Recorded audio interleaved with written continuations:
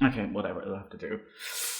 Fuck it. We'll do it live. You can do other ones. Do I do it into the video?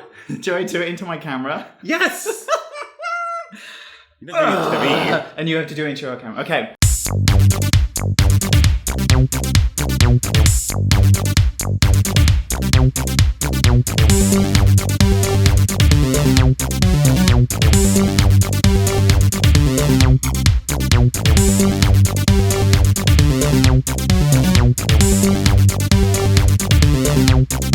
Hello and welcome to Incomplete Geeks, a gay geek podcast where we talk about all sorts of geeky things. Sometimes our knowledge is excellent and sometimes it's a little bit incomplete. This is my co-host John. I am Nick. We are two Borg queens ready to dive into the Delta Quadrant of geekness as we talk about Star Trek Voyager. I love it. Good. I like it. Good. It wasn't original, but I was going to do a wormhole thing, but they didn't have a wormhole. That was there were wormholes. Yeah, but it wasn't like a plot point. That was DS9, right? They had the wormhole. Oh, yeah. I mean, like wormholes. I don't want that. Wormholes are like a staple in any kind of science fiction show. I know, they had it. So we are talking about. I'm not going to look at the camera the whole time. I'm going to look at you. Thank you for watching. Thank you for watching, and thank you for listening. We're trying a video thing, which may or may not end up on YouTube, depending on how well this goes. It'll be cut. But we are talking. Voyager is. We've talked about it before in our Star Trek episode. Mm-hmm. It is my personal favorite series. Yeah. So we're not going to do the whole series. I'm currently doing a rewatch, and I'm just about got to the end of season 3, which is the famous point because that's where we get a cast change. So we're going to do a halfway home review now, talking about the first 3 seasons. Which is perfect. Different. It's very different, I feel. Oh, yeah. It changes a lot. However, it's been a long time since I've rewatched them properly, so I don't know if I remember as much detail about seasons 4 to 7 as I do. Because there's lots of episodes that I hadn't seen doing the rewatch. Oh, really? 1 to 3, and I'm like, what the fuck happened here? Well, that's good, because the first question I'm going to give you is like what your background is with watching it. But just to give a bit of context as well, because we're just going to talk about the first 3 seasons. I still haven't watched the entire show yet. Yes. So Sorry, that's right. It's just a cough. It's not COVID. Is it coming back? It's still here. It's fashion. Carry on. Sorry. So I never watched it in the 90s. Yeah. What was my context again? It's like So I can't spoil it for you because we're not going to talk about past season 3. And this is perfect because in my course of watching it for the first time, which I started, to be honest, 3-4 years ago, I'm still only about halfway through season 5. So I've definitely seen first 3 recently, and then we can't spoil anything. Although famously one time I said to you, I assume they make it home, and you just like zipped right up. You're like, not going to say anything, which is fine because I know very little about everything. I know it is like it's an old show, but I'm experiencing it for the first time. And the one thing I'm really excited about this episode for is because this is kind of what made us start the podcast. Yes, that's right. Was talking about Voyager because I had just started watching it and we were talking about Star Trek or whatever we were talking about, and we were just discussing Voyager because it's your favorite. Mm-hmm. Oh, was that Buddha Chang tea? Well, yes, yeah. I had some Booty Chang tea at my local cafe, and it just went from there. So yeah. So how did you, Nicholas? How did you get into Star Trek? I never watched it as a kid.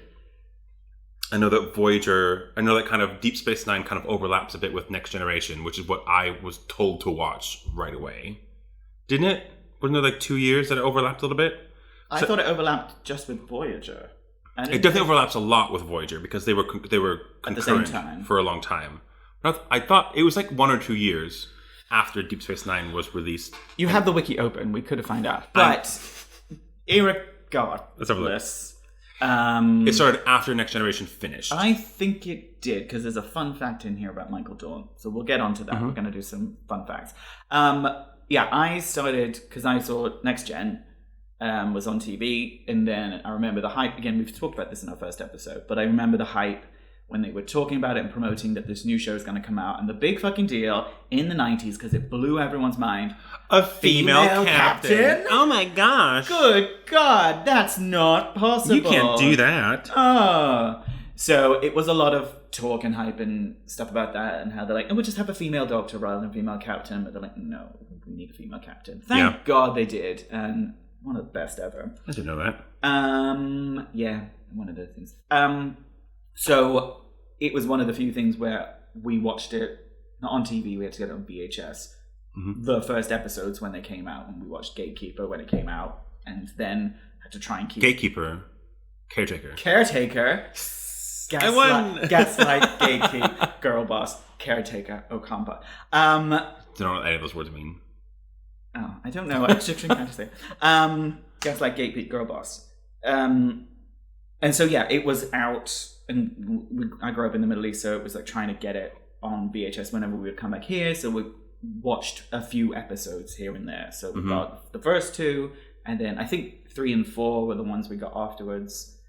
Episodes 3 and 4. Yeah, literally episodes 3 and 4. Which are great episodes. Bits and bobs, and then I remember Scorpion, part 1 and 2, being on a double VHS. Which is the end of season Which is 3. what we're going to watch.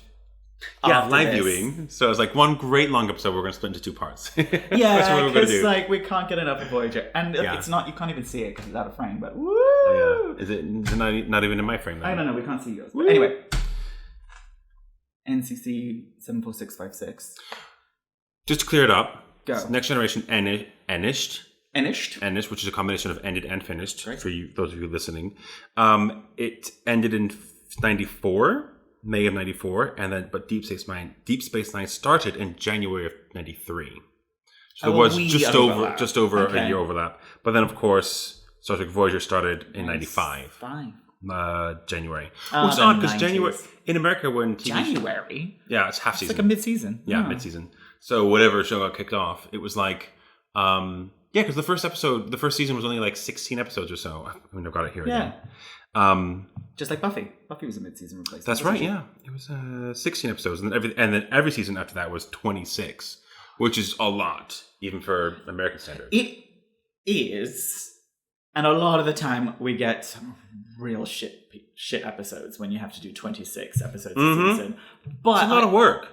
So much. I can't imagine how the writers did it. I can't imagine how the crew and the cast did it. It boggles my mind. Like, I've watched quite a lot of Kate Mulgrew interviews and stuff, and she's like how it was just ruined her life, but obviously made her life. Like, she's got lots of regrets that her children didn't speak to her for years because she just was never there. Yeah. She was a single mum and she had to just leave them. You know, they were doing 14-hour days every day and that sort of stuff. And so she's like, I have a lot of regrets about that because I missed 7 years of them growing up. Yeah.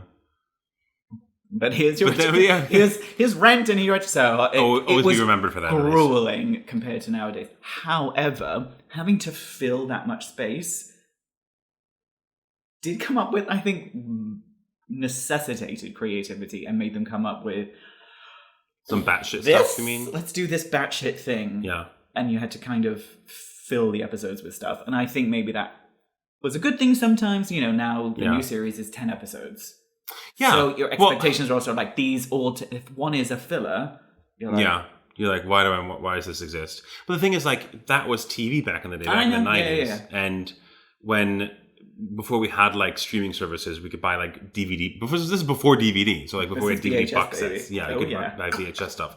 So it wasn't easy to watch an episode that you missed. So it was really unlikely to have a TV show where you had to watch every episode, otherwise you'd miss some of the stories. Which is why a lot of the Next Generation episodes and a lot of the, I'm assuming Deep Space Nine and like Voyager, there's a lot of it that's just like a self-contained episode where if you miss it, you missed it. Yeah, I'm seeing that doing a proper X-Files rewatch. Does it a lot where there's like just a different thing every week and it goes back to normal. That's kind of the standard. But nowadays, because you don't want to be working people for like 8 months out of the year, you can do shorter stuff and also create a story a through line where you can go on Netflix or whatever and just watch every episode. And also, I will say part of the reason I probably didn't watch it is because the producers actually used this show and Deep Space Nine to promote a new channel. UPN. And growing up in the Midwest... You didn't get UPN? I didn't really get UPN. I don't even know what it was. And I remember growing up and like cable was like the big thing. Like, oh, we get Nickelodeon now, you know? But that was like a premium, you know? And I do remember when I was even younger, we only had literally 3 channels. Yeah. It was just rural, basically. So that could be a big reason why I didn't watch any of this stuff. I think both of those shows were on UPN growing up. Probably. Didn't do my Geekery of the Weekery. Is it too late to do it? Do it now. Who cares? Just do it now. Like, is it too late to start? So no, we're talking about that. So let's finish like the background stuff. Like, so that's our sort of growing up with Voyager. You watched it a long time ago, but you didn't watch every episode. You're now rewatching it. I moved to the UK during it, and I think the finale, 2001. Would it finish? That's correct. May of 2001 was my first year at university, and I remember it was on TV channel. I don't know what channel it was on, and I set up my VCR to record it whilst I was out getting drunk. Did you have like a little timer on the VCR as well? I probably, Start timing at 3 minutes before the change of the hour. It starts and finishes, you have to start it before and check and make sure, like, is your clock the same as that clock? Because if it's fucked up there. And if you timed it, like, if you started recording bang out 7 p.m., you're going to miss like the first 30 seconds. Yeah, you can't. Yeah, you always have to have that extra minute of ads and stuff. I recorded a number of X-Files episodes that exact way. God, it was, it's not a fun fact, but like, you know, ad breaks and that sort of stuff, you can fast forward and that sort of thing through. We didn't really have ad breaks in Bahrain. We didn't have any ad breaks. They didn't, because we had 2.5 channels, 2 Saudi channels and a Bahraini one. So they weren't really ads that I remember, but there were prayer intermissions because it's the call to prayer. So if it's on at one of the 5 call to prayers, everything has to stop. Right. And depending on which channel you're watching it on, I remember this. So if it's on Bahrain 55, the local one, it stops prayer time, prayer intermission. He'll do his thing. I won't do it because you mean like the was it the priest, but like there's the lector, whatever the word is. Whatever, the guy up in the thing. He'll do the little call, and they'll do a little verse in Arabic, and then they'll have the English up. Done. On your way. Back to the regular programming. Like a few minutes long, and you're like, that's fine. If you're watching it on Saudi, Channel 33 or Saudi 2, we get the whole thing. Like it would just stop. You don't hear anything. It just stops and says, prayer time. And it would just stop, and you have to wait. It's like, I can't remember how long it would be, but Oh, like you fast forwarded it through it? If you record it. But also, that adds about, 7 to 12 minutes onto your recording. So it doesn't tell you that there's a prayer time in, so you have to make sure you add extra time at the end so it doesn't cut it off. And so many times it cut it off. Crazy. So that's programming for you back in the day. Good times, great memories. So yes, Star Trek Voyager. I finished when I was at uni, and I watched the final episode then, but I'd missed so many of... There's going to be so many in 6 and 7 I've never seen. I have no idea. Really? I had no idea. Oh, okay, I can't say it because I haven't seen any of those yet. You can't say anything. Like, this didn't happen. I can't believe. Backstory. You rewatching it with new backstory gives you a new perspective, which is great. What were your favorite episodes of the first 3 seasons? One moment, please. Just asking you in case you had like a list or something. I don't think I have favorite episodes. What are the ones that stand out? The favorite episodes, I would say, are the ones that I remember. And I think for season... my favorite episodes are usually the ones with B'Elanna in it a lot. I feel like she's a really big presence, especially because we were saying how it's about kind of keeping the ship together and running and cobbling it together. A huge part of that is engineering. So it seems more often than I remember it in later seasons that there's a problem with the ship or it's engineering. It's like, we need to do this, that sort of stuff. So she's inevitably a big part of it. And like her and Harry trying to figure stuff out. She's kind of the brains of the operation. Yeah. Which I think later, when 7 shows up, it's not anymore. She's the one who runs the experiments and that sort of science. Whereas it's always B'Elanna and Harry. It's always B'Elanna. And when the Doctor comes in as well, because to remind people, I suppose, when the ship gets transported to the Delta Quadrant, like a lot of them die. A lot of them die. So we have B'Elanna, who was like a member of the Maquis ship that they were chasing. She was like a criminal, and now she is the most senior. She's the most knowledgeable, experienced person to be able to work in there. So she's in a really good. She's a really interesting character in that way because she's such an interesting. I love. She's not B'Elanna's loyal. Character. She's not immediately loyal to Janeway. No, but they need her. to be the head of engineering. And when the doctor, like all the doctors have died, so we have this hologram doctor, and that, like when something's wrong with him, that goes to engineering as well. Yeah. And so all of like the programming and stuff, and like where the doctor evolves as a character, that's all B'Elanna. Where was I going with that? She's a good character. She is, and I think her more than Janeway is her character is hurt by Seven's arrival.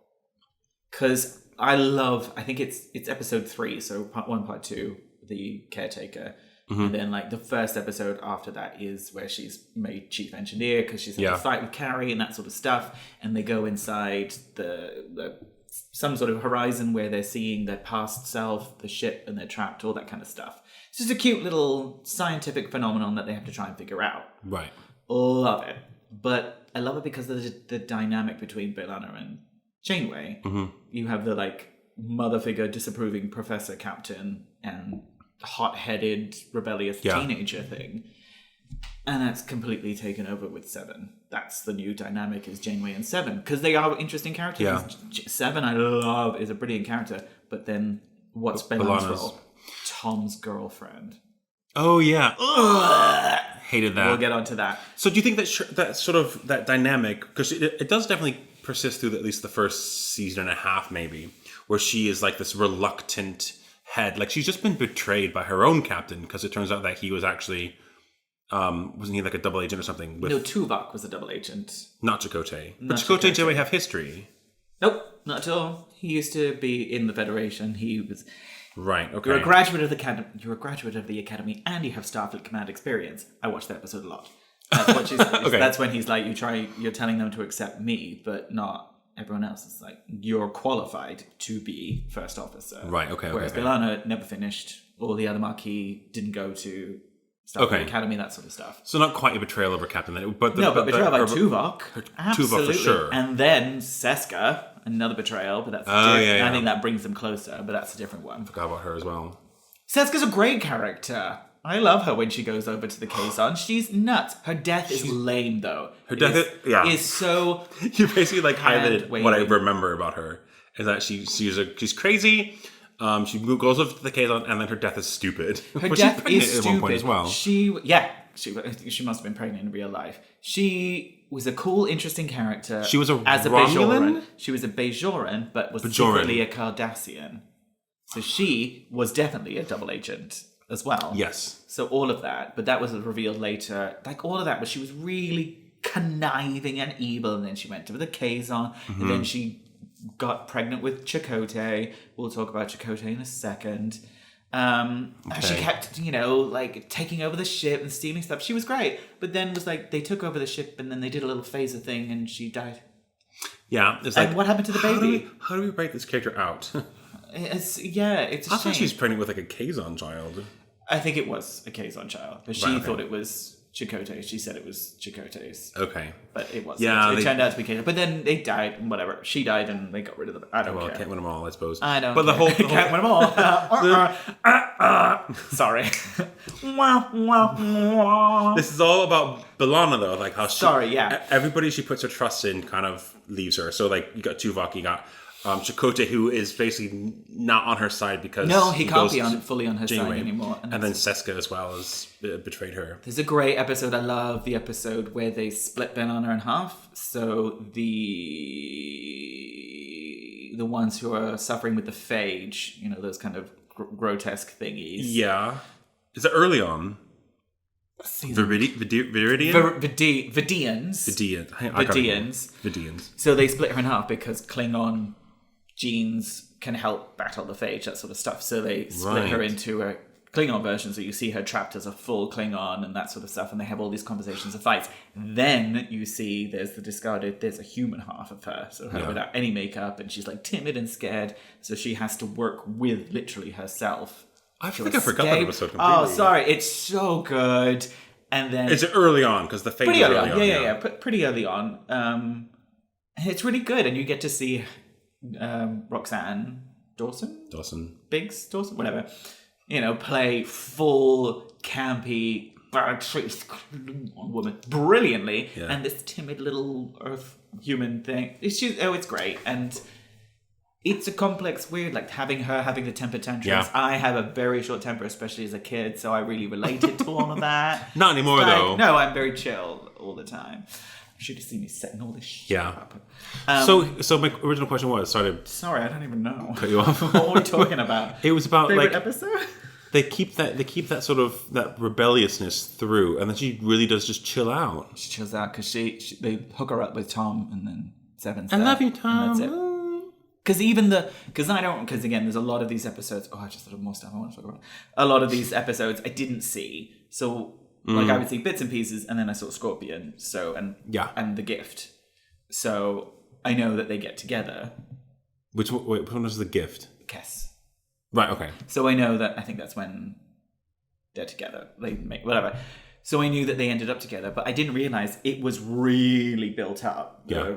Bill and Tom fighting with each other stuff, which he is so awful at trying to get some sort of chemistry. There's a great one with the Ponfar. So fun. Never liked Tom. We'll get into the men in a minute. I think we need to talk about that. Yes, we have to talk about the men and the women. Let me just finish. Finish your point first. So I didn't know there was that big build up. So they build up the romance for a long time. So fair enough. But yeah, the second they're together, Seven's here. Like, it's such a huge shift. It's like B'Elanna's done, because at one point she also gets pregnant in real life. Yeah. So it's like no one cares about her, and that's such a shame, because it's a big part of it. It makes it feel like, with the Marquis stuff, all that kind of thing. That's the vibe of Voyager is, and that it's kind of lost. Yeah. When she's kind of deprioritized. Yeah, I don't remember a lot of Maquis stuff happening, and no, because all of them barely kind of remember it. All of them kind of die at some point. They end up. A lot of them die. Yeah. A lot of them die. They could have gone a different direction with that. But the thing is, they could have gone a different direction with the Kazon, for example, as well. They could have gone a completely different direction with Kess's character and her race, I suppose. But they just they threw a lot of stuff at the wall and just went with what stuck. I was really defensive of Kess when they wrote her off. I'm like, oh, that's such a shame, because I love a chick with psychic powers. Mm-hmm. Again, rewatching it, they did not use her. Nope, they did not use her at all. They didn't know what she was. I don't think Jennifer could have the actor. What are you doing? There's a red dot. Okay, I'm paranoid now. I don't think Jennifer had. Sorry. I had a fraud. The charisma and stage presence to make that character something interesting. I mean, she was also written as really timid as well. There was no journey for her at all. Well, because she was coupled with Neelix for so long, which is, again, we'll talk about the men in a second. But she didn't do anything. She didn't have any agency. No. She was just so timid and softly spoken. No, they were trying to make her the Deanna Troi, and it did not work. It makes you think of where they really fail with characters is when they have the character be something, even if it's as timid. They didn't give her any sort of motivation. Like, what was she doing? What was she hoping for? I don't know what she was doing. All the interesting stuff that they tried to make with her was stuff that was happening to her. She didn't choose anything there was no sort of positive motivation of her as a character. There were everything was like, oh no, I'm pregnant or ovulating or whatever it was. So shit. That was I hated that episode. I hate so many things wrong with that episode. I hated that episode. But anyway, there were 2 episodes with her. So there's one where they meet other Ocampo on the space station. Yes. The ones that left with the other caretaker. Yes. And then another one on another space station, both where her character questions whether she should stay on Voyager or is her destiny elsewhere. Okay. Which I don't remember. I never saw the other one until recently. Mm-hmm. So one where the guy teaches her how to use her powers and she sets fire to stuff. Cool episode. Yeah. Because I love me some psychic powers. And the other one, she's just flirting with a guy and wants to have sex with him after her and Neelix break up. And she says to the captain, she's like, I'm 2 years old. I don't know if I want to spend the rest of my life on Voyager. Mm-hmm. And Janeway's like, that makes me sad, but of course I understand that. And I didn't see that episode before, so it adds a little depth to the character when she leaves. No, I get that. But not enough. Not enough, because that's, when we talk about Neelix, I know we mentioned there's that. Again, he's also ineffective and doesn't really do anything. I don't get it, but there's one episode where he kind of redeems himself when he suddenly realizes that his knowledge of the child. There's one episode where Neelix realizes that the reason he's on the ship is because of his knowledge of the space, and they've gone past that point, which was inevitable anyway. But now he's sort of struggling with his purpose now. And I was like, that's the episode where he does drug dealing, and I think so, yeah. And that Janeway is really disappointed with him. Yeah, and so, but there's a positive, I see there's a positive choice for that character to do. So that kind of redeems him a little bit, but again, not enough. I don't care as much about him as a character. Shall we talk about the men? Hang on, let me just think. Let's do the men in one big clump, because I don't want to do them individually. Well, we'll talk about them individually, and then some episodes, and then we're done. Sure, because... Does that make sense? Yeah. Because we've done the women without realizing we did Janeway, B'Elanna, and Kes. So let's just do that. But I will say, before this is a good segue into talking about the men. That show, because I looked it up, it came out about 2 years before Buffy. And Buffy obviously is a very female-led show. Yeah. And this was like the first sort of really main TV show, mainline, primetime. Mainstream? Primetime TV show with like a strong female character. And not just one, there were 3. And something that Kate was really adamant about. Well, 2 and then Kes. 2 and Kes. That Kate Mulgrew was really adamant about, that it wasn't sexualized. Like, and they kept, they made such a big fuss. Do you remember? She was saying they made such a big fuss in the first 3 seasons, which you can watch, but after 4 they stop, of her hair. And it's quite. What's the thing about her hair? No, but they made such a fuss about how Janeway wears her hair, and it drove them nuts. So, like in I think it's 4, it's cut short, and then that's it. I have it short and it's done, because it's also it's a fun trope that you can tell how bad the situation is based on her hair. Oh yeah, like if it's a smash and nothing moves, it's like we'll be fine. But if she wakes up and it's like all out, you're like shit. That's amazing. All main systems down, emergency power only kind of thing. So you can see how unfurled her bun becomes as an indicator of how severe this situation is. But you can see, because she started off really top knot, and they're like, oh, should we let it down a little bit more? One random episode, she has her future hair, and then the next it's back up. I'm like, what's going on? I don't pay attention to details like that, but I did notice that her hair's like, oh, her hair's different. And then next episode it was like, her hair's back to what it was before. Such a thing, because of course women, hair. Women. I know. But it was really important to her that her character is not about being sexy, because of course back then that's all they were, the pretty sexy girl thing. And it's like, no. And how important it was at the time in the 90s, I do understand her frustration. She was the lead of a show, working really hard to make this a non-sexualized character, and then they introduce a sexy character who takes a lot of the press attention. That's true. So they hated each other. Did they? Oh, the actors hated. Yeah. She made Jerry's life hell. Wow, I didn't know that. But you didn't know that? No. Oh, I'm sure we talked about this before, because it's one of, like, I learned that well after the series finished. Ryan Murphy, if you're listening, this is your next season of Feud.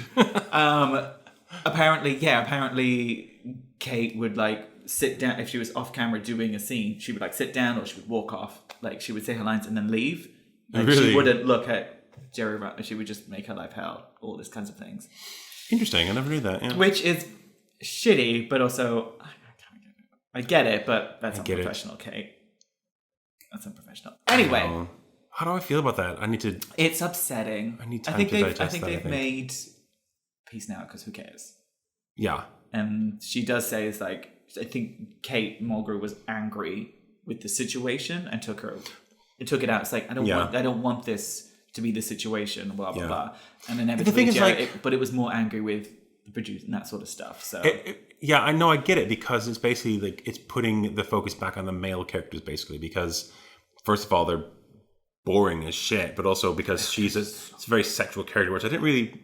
Obviously, I know it, but I didn't really think about how important that was. But it's about like she's skin tight costume, boobs out, bored, and yet like doesn't understand her sexuality, her sexualness. Yeah, like I didn't know what we're talking. And like, oh god, what's his name? Garrett Wang. Harry Kim. Harry drooling. Tom knows he's. It's just like I'm bored of all that. There's some stuff in season 7, which we will talk about when you see season 7. So we'll come back to that. But let's talk about the men, because we're not here to talk about 7 of 9. 7 of 9, we love you. No, but you are not here yet. Correct. This is pre-7 Pre-7, which is 1, 2, 3. 1, 2, 3. The Men. The Men. For a female captain, a female-led show, most of the characters are men. And almost all of the characters are shit. I hate them. I hate them all. I don't hate all of them. I don't like any of them. Who's the one that you don't mind? Tuvok. Same! So, I don't mind Tuvok. When I was first watching it, back teenage Nick couldn't stand Tuvok. I was like, you're so boring, you're so shit. And I think maybe I didn't mind maybe the Doctor or something like that. Maybe Harry, because I liked his job. I thought that was fun. But rewatch it. Hang on, I have notes about Tuvok. I want to say my piece about Tuvok. Say a little Tuvok. I forgot about the Doctor as well. I don't hate him. So I'm kind of into Tuvok. I always saw him as a nag, miserable old fart. Now, rewatching it, he is a wise and calming voice. He's logical, but always he's offering spiritual advice. Like he offers spiritual guidance and meditation to Kes and all these other people. Like he is comforting and isn't dismissive about how they're going on that journey. They don't talk, and they also don't talk about how Vulcans are super strong in a lot of other shows. Did you know Vulcans are super strong? No. Apparently they are. And Tuvok kicks ass. So he's strong, silent, reserved, intelligent, wise, experienced. Oh, can you imagine sex with a Vulcan? That would be nuts! You just say that because you like Ethan Peck. It's at the same time. I'm watching that at the same time. But no, so much appreciation for Tuvok's character. Also, Tuvok was obviously next in line to be first officer. And that's something they do mention. And she's like, I know you are should have been my first officer. Yeah. And the connection he has with Janeway and their relationship and friendship, it's so lovely because it's not a big fussy silly thing, but he would do anything for her and likewise. That's good. And I love it. There's so much more, and the guy who plays it is really good. I think he's very good. He has some really good episodes where he like loses it and they're really fun. Okay. Yeah, but the thing is, you can only do that when you have a character who is normally not that. Yeah. And so when he does lose his shit, it's really effective.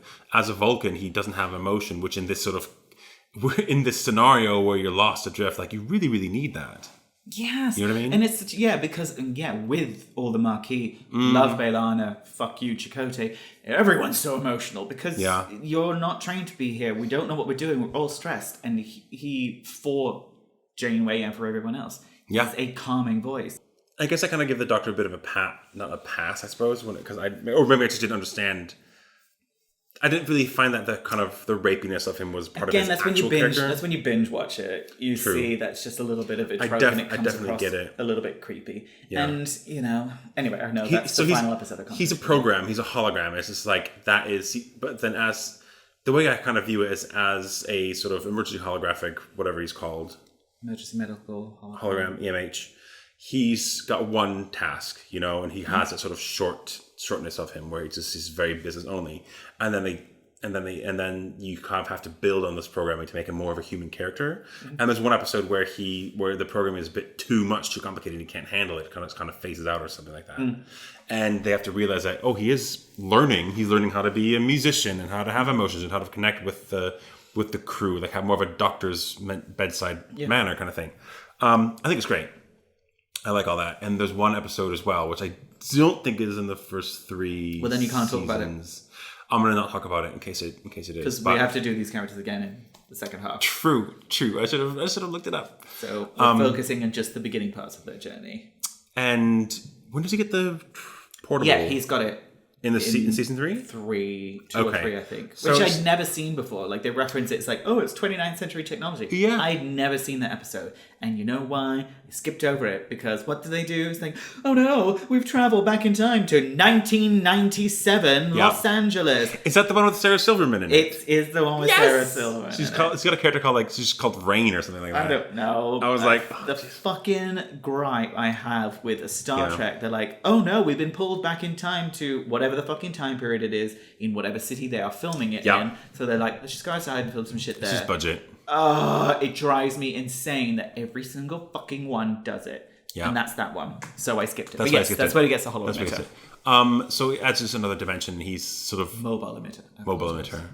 he's growing as a character. He's got a very clear sort of arc in a way. He's learning how to be human. Yeah, basically, and I like that. So I don't. So mine would be Harry. Harry, because I feel like he is a very relatable part, especially in the 1, 2, 3, an aspect of that journey. He, Janeway has to keep herself resolved, Tuvok, that sort of stuff. He is, I want to go home, I want to go home, I want to go home now. He is very much the heart of it. And that's not a bad thing. Yeah. Like, he's the kid character, never gets promoted. Ooh. No, spoilers. Everyone makes fun of him for that. Well, he does. Anyway, you can't say that. And I find that it's, I wouldn't go as far as saying it's charming, because he's not. He's not. He is quite hot, though.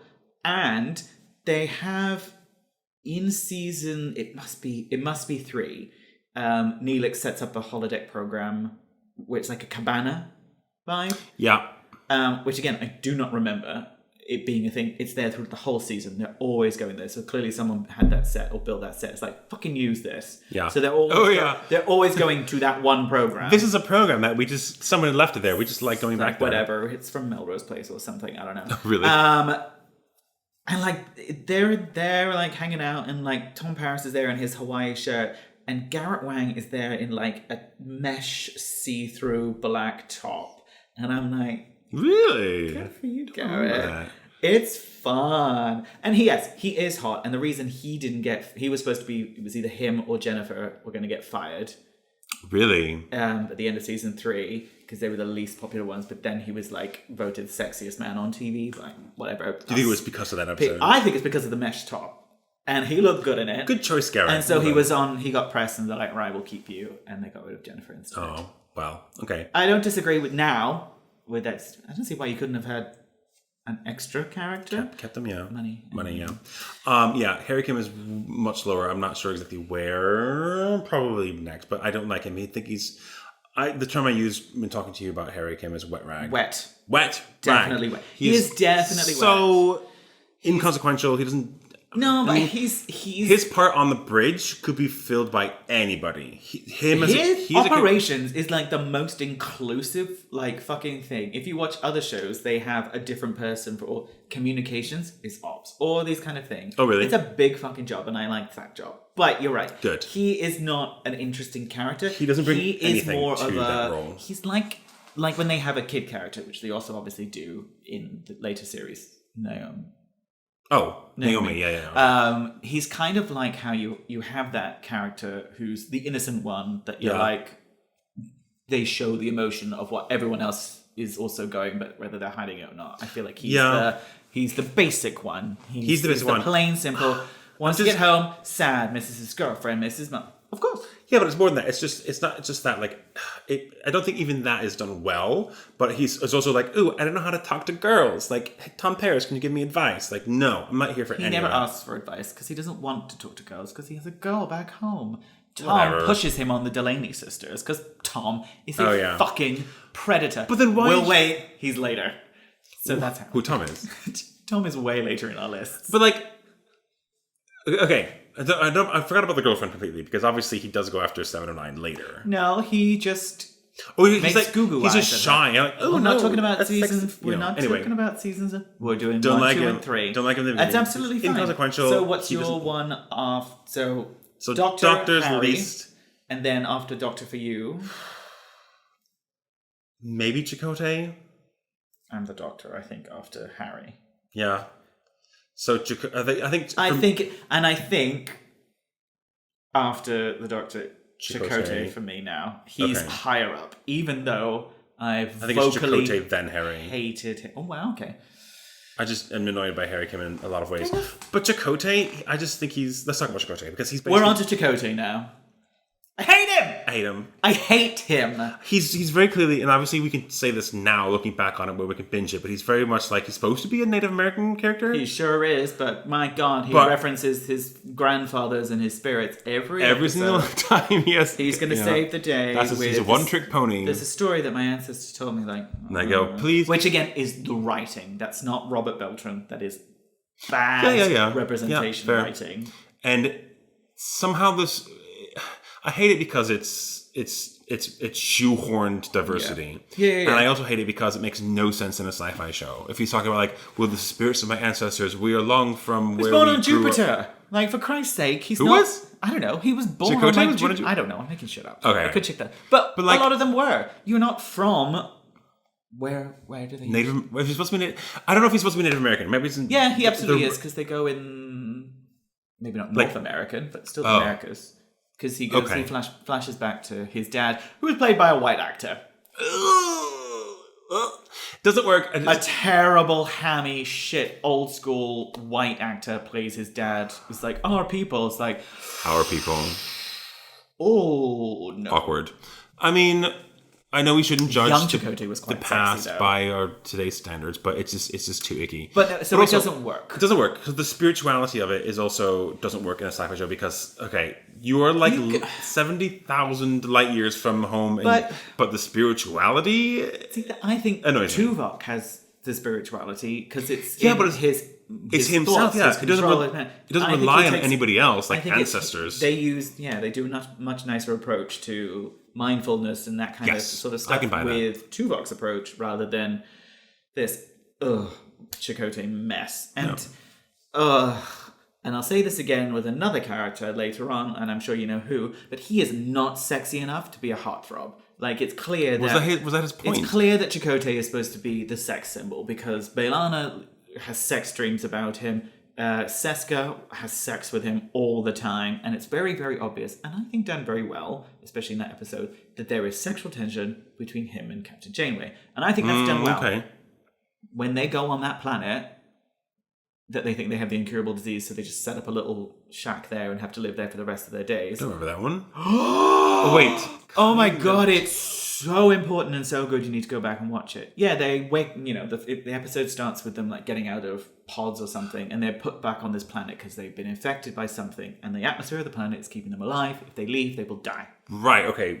Vague recollections. So they set up, they have stuff, and they set up a camp and everything like that. She's doing research to see if she can find a cure. He's like being man of the word stuff and that kind of thing. Yes, I do. He doesn't like chop wood or something like that. He does all that shit. Makes them a boat, all that kind of thing. Makes her a headboard. Gives her a neck massage. It is done so well because there's a little bit of flirt. And she goes to bed and she comes back. It's like, we need to talk about this. And they have this really frank... Yeah. And he says this there's a story my ancestors told me, and he tells a bullshit story. She's like, is that really a story? Like, does it matter? And it's just saying that. But it was done really sweet. He's like, it's his way of talking, and he's like, I will always be on your side. I will always be there for you. I'll always fight for you. Bullshit. But... bullshit. Spoilers. Okay. Bullshit. He turns on her the second she is not able to make a decision. It happens in that...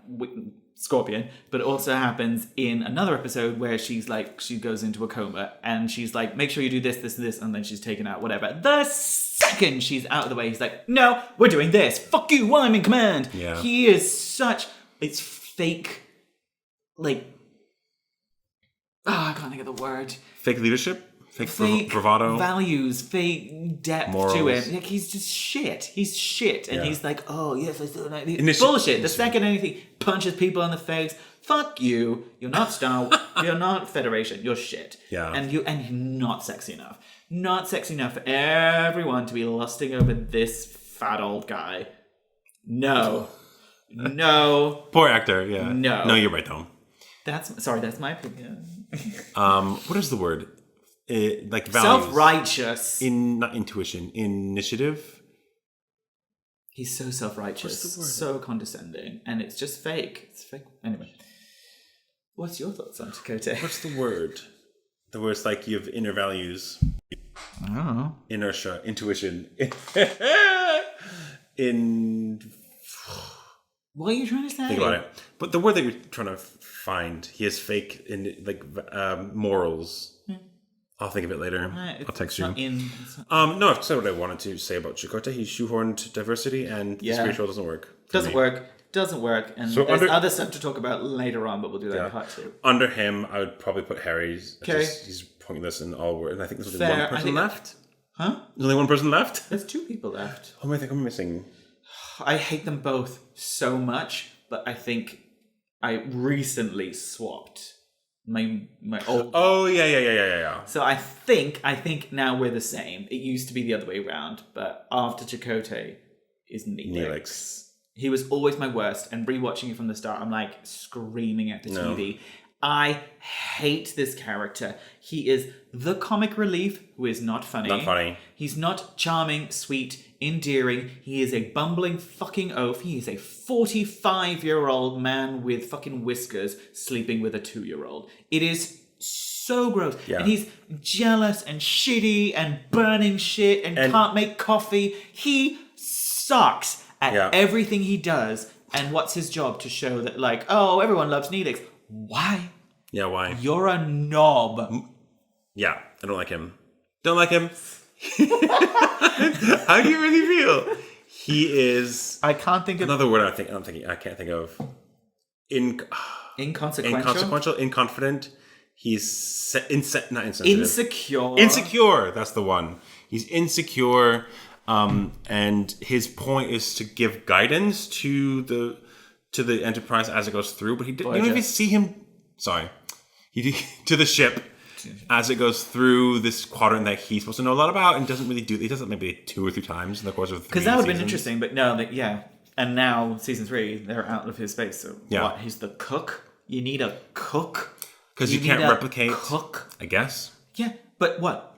No one else can cook. I don't know. They should eat. But kind of a Bajoran They should cook. eat Neelix. Fucking carve him up. He is. He doesn't. I don't know what the point of him was, but whatever it was, it didn't work. No. You're not fun, sweet, interesting, caring, whatever. You sucked. And he does this thing with his mouth. He talks. Oh yes. I was like, fuck off! I hate her. I'm sorry. It's mouth sounds. I can't stand mouth sounds. I apologize. You can play unconfident, but you still have to. It's good if you do it well. You still have to play it as in you want something so bad you have to overcome your own lack of confidence. But it's creepy because it's a 2-year-old girl. He's insecure when it's that. I know it's technically 2-year-olds, but obviously she's very young. She's very a teenager. Yeah. Don't they live like 5 years not old? Okay. No, again, it's not okay, but it's not 2. She's not a baby. No, but he's also a 45-year-old actor with a 20-something-year-old actress. Yeah, it's the same old creepy shit. It's disgusting. Yeah. So no to that. No. But another character who was supposed to be one thing and does not do that well. Tom Paris. Why don't you fuck off, Tom Paris? Oh my god. Go home. The entire aspect of his character is to be the sexy one. The bad boy. The charming one who has no fucking chin, no charisma. He's wet. He is bland. He is boring. And you're Sarah Silverman's like, oh, sexy. But I was like, no. He's really not. Do you know, the thing is, like, because he had that one episode in Next Generation. That was on my list, but and they're trying. Yeah, I know. But they basically said to him, like, listen, be that character, but not the same character. But be that kind of. I don't know why he couldn't be that character. Because he is that character, it's just a different name. Same, yeah. It's literally the same thing that happens to him. Bad thing happens, blames it someone else, goes to prison. Yeah, it could have been. And then it's I don't know what it wasn't. It's the same. I don't know why. But then, I don't know if it's because they made him be a different named character, but it just doesn't work anymore because his attitude in the episode was good because he was sort of a bad boy. But now he's the bad boy trying to be in the pilot in charge, whatever, and it just.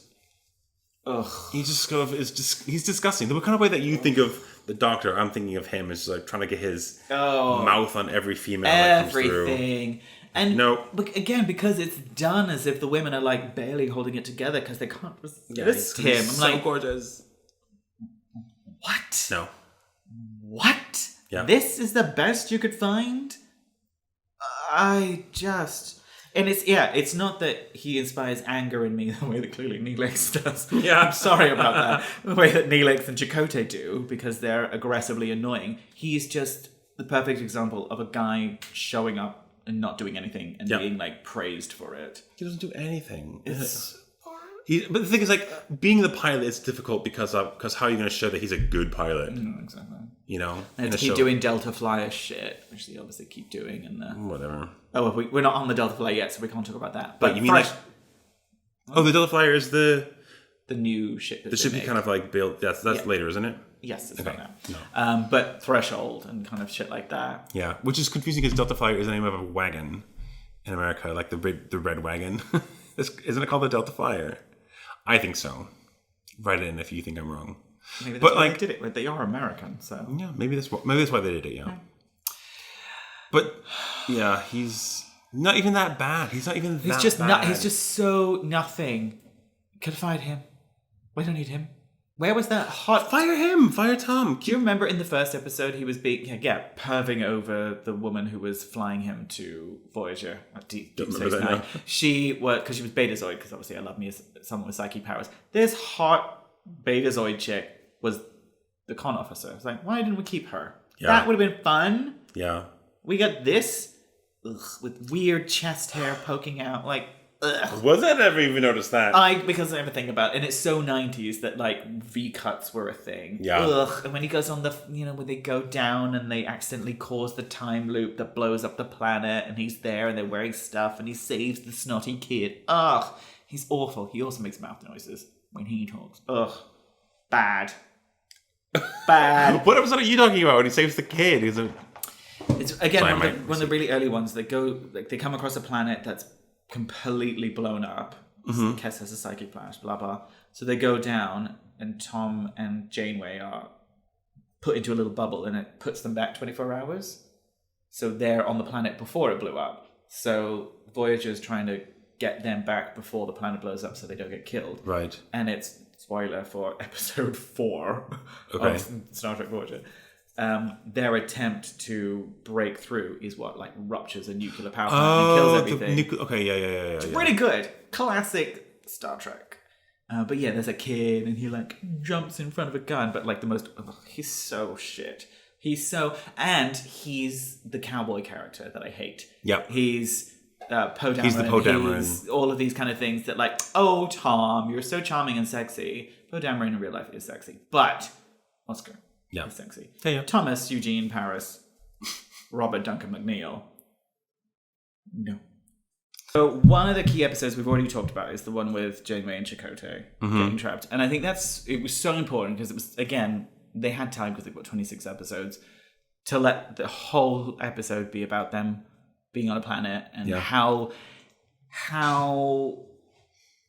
it also, shows that, she's like, I can't be like this on the ship. I have to keep the distance, and then they get close and then they go back on the ship and have to just, the final shot is I need a report on the security details of this, and we're going to come to. She just switches back off, and you just see her go from when she was vulnerable with him, and a chance to let her guard down with him, which up until that point she hadn't, and makes their relationship different, and it was really good. And I don't like him, and I don't like romance, but I do wish they had done more with that sexual tension without being too much. And they never go back to that either, do they? Not really. They do a few mentions where that sort of thing. It showed Janeway's softer side and how she's really alone. And you really feel it when she just sits back down in a uniform on the ship after being in, flowy hair in the fields and that sort of stuff.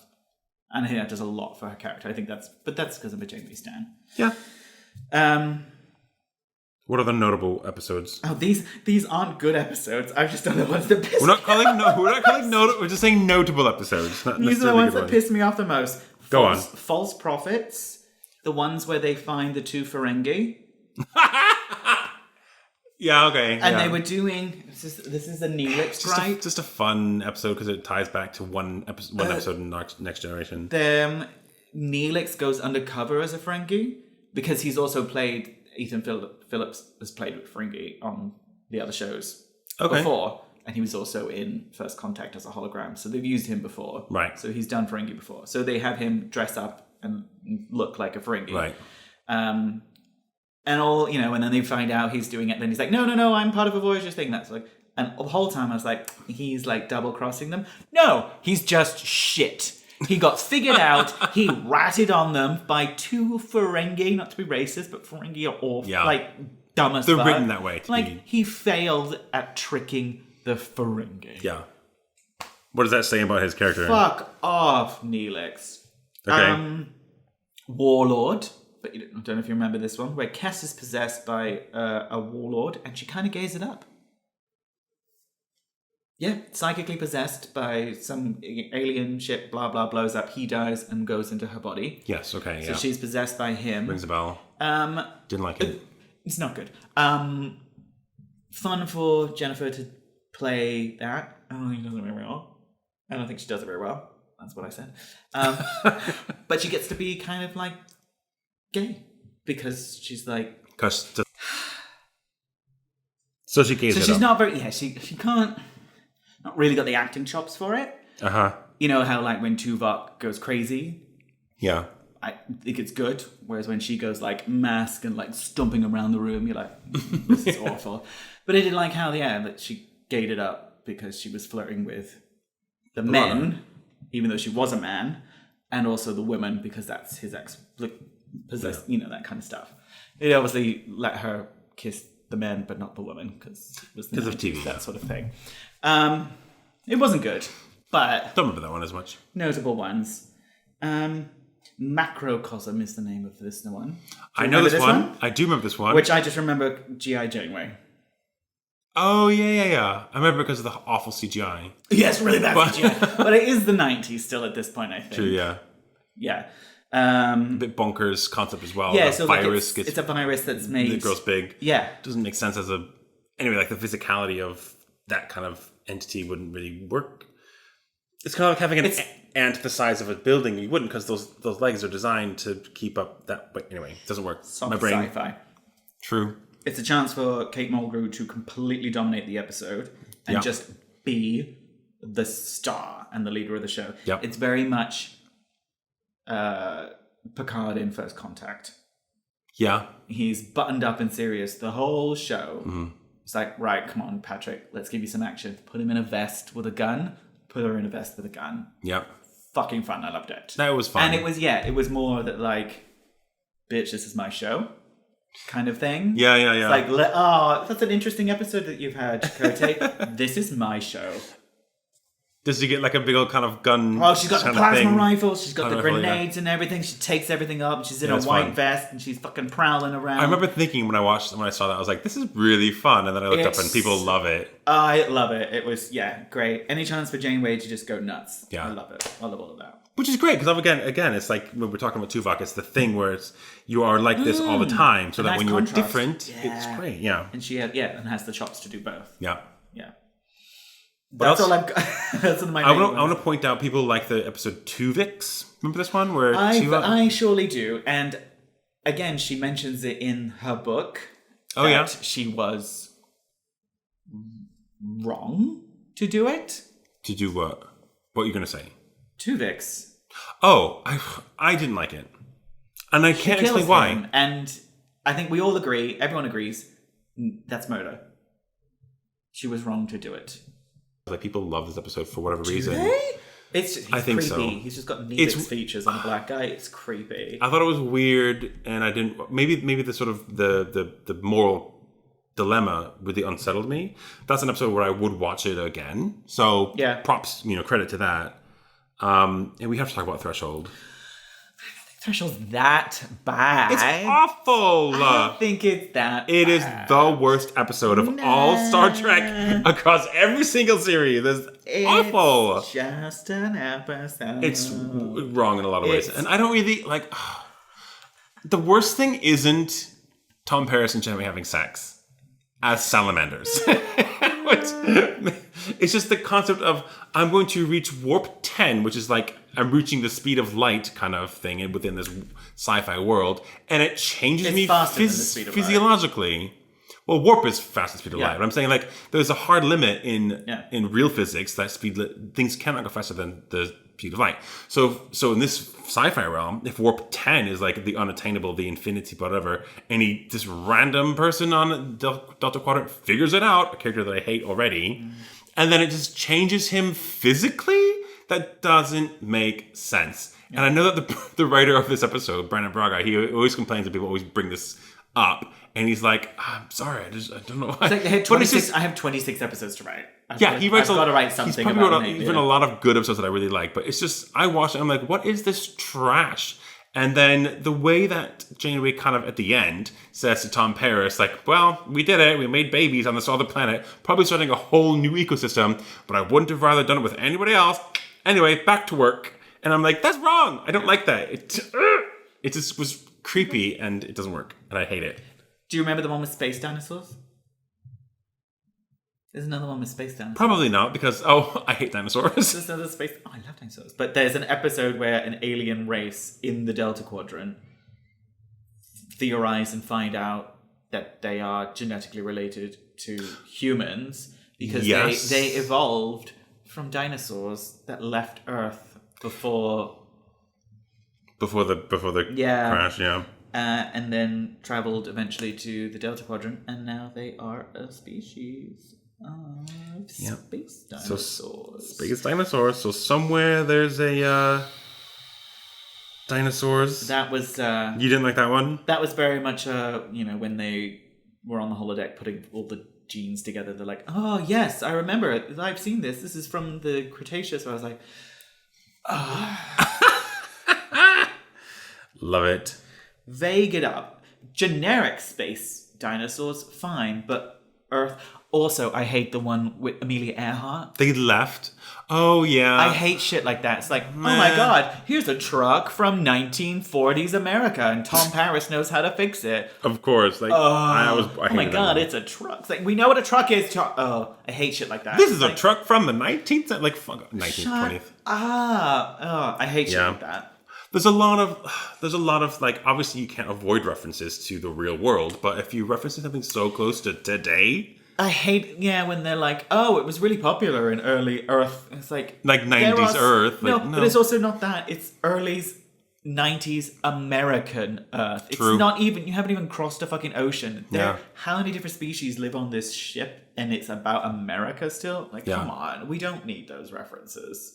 They do that in all of them. They do it in the Orville as well. He still fucking listens to 1930s jazz or whatever the fuck. That's one annoying... We will do an Orville episode as well. We sure will. I do love the Orville. I'm watching it again. This is to watch.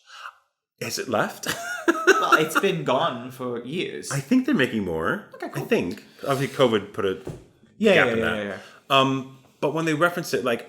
I like it when they reference things that haven't happened yet, like... Oh, like future past event, like fake future stuff. I love that. There's one episode in Next Generation where Troy is talking about, like, Shakespeare and also, Blobby Blue from the 23rd century. Yeah, like, that's cute. I like classic that. things, In, like, Strange New Worlds, they talk about the war that's coming up with artificial intelligence and stuff. Obviously, it's a huge thing of their past. It's like, what is this? I love shit like that. Where they're like, oh yeah, Is that before or after Picard?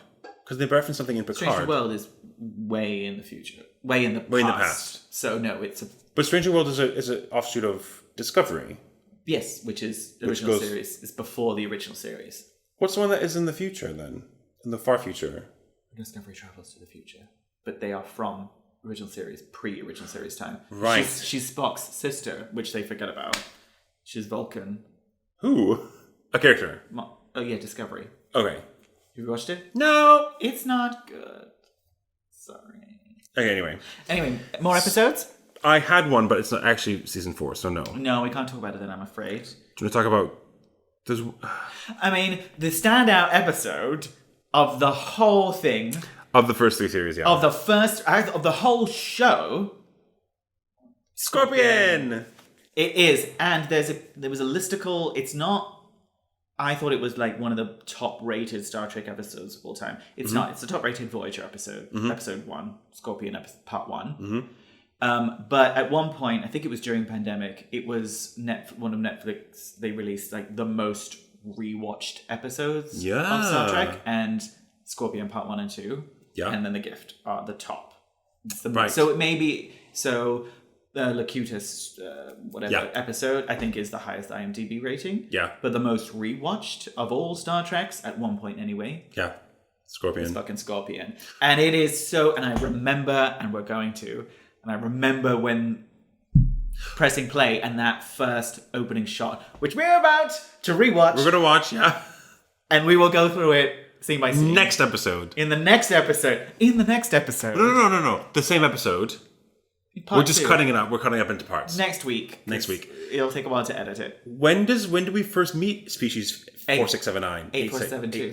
In that. 848. 8472. 8675309. 8472. 8675309. Never mind. The song from the 80s. From Earth's 80s, 1980s. From Earth's 1980s. Just a few episodes before, isn't it? They were introduced. No, you don't see them until the episode. Until Scorpion? Yeah. Okay. I haven't seen them. You see them again after. Yes, I remember that. Separate from Borg. But yeah, no. This is the first time. Because it's such a... Should we talk briefly about Scorpion then? Or should we just wait until... Well, no, we're going to intro Scorpion. We're going to intro... Okay, we'll talk about Scorpion in the next part of this episode. Whatever. So, the reason it's a standout episode is because we are going to watch part 1 and part 2 and comment on it. Because it is my favorite episode, I think, of any Star Trek ever. And this is now where you are in your rewatch, isn't it? Yes. You haven't seen it? I haven't rewatched it yet. So this is your first rewatch? Yeah, in a long time. And I watched it for the first time a few years ago, so it'll be an interesting rewatch. Yeah. I remember. Let's do it. Again, let's talk about that. Any others? Because it's a tough act to follow. No. I was going to mention a few others, but like the let's Q finish episode, with that because let's finish with that one. Continue in the next episode to hear us lose our fucking minds over Scorpion Part 1 and Part 2. Please tune in. If you're waiting for that episode to come out, and you can think of anything from the first 3 series of Star Trek Voyager that you would like us to talk about or mention, write in. We'd love to hear from you. We are in our email address is incompletegeekspodcast@gmail.com. We'd love to hear from you. Let us know what you think, if we missed anything, if there's anything else you want us to talk about in general even. You can contact us on TikTok or Instagram as well. Also give us a follow and like our stuff. Our handles there are @incompletegeeks. I love doing the rewatches. We've only done one and I'm really excited to do these. I don't know if they work. Please tell us if you like the format. Yeah. I know a lot of people do them differently. We're just going to do this and enjoy it and watch and comment as much as possible. Yeah. I would also love to do like a TikTok or Instagram live rewatch. I don't know how that would work. Maybe on a Twitch or something like that. But if that's something you want to do, like a hangout or talk about things. If you have an idea how we can do it. Message us. Let us know. Yeah. We would love to know. About that sort of thing. Yeah, because we love doing it. We don't know how to do it because as much as we'd like to think we are, we're not complete geeks. But we are working on it. Thanks for listening. Bye. See you